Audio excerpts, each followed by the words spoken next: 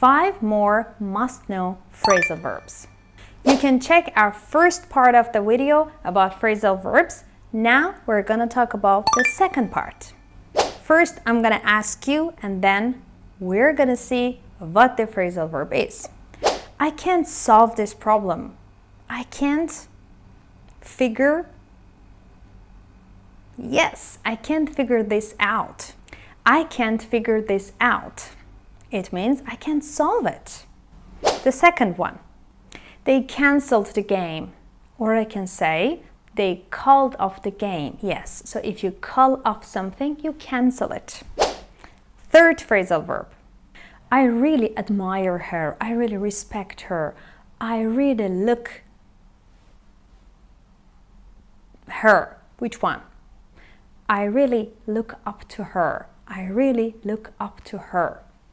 So if you look up to somebody, it means you admire and respect that person. Do you have a good relationship with him? Or do you get with him? Do you get along with him? So if you get along well with someone, it means you have a good relationship with somebody. Let's update each other. Let's see each other. Let's catch up soon. Let's catch up soon. Catch up with somebody. It means let's see each other. Let's update each other. Now let's use these phrasal verbs in a very short conversation. Two friends, Sam and Lisa, are talking in a cafe. Hey Lisa, it has been forever. We really need to catch up very soon. I know, I've been so busy trying to figure out this new software for work. It's driving me crazy. Oh no, well, don't give up. You know, I look up to you because you're so good with tech stuff. Thanks, Sam, that means a lot. By the way, did you hear they called off the meeting tomorrow?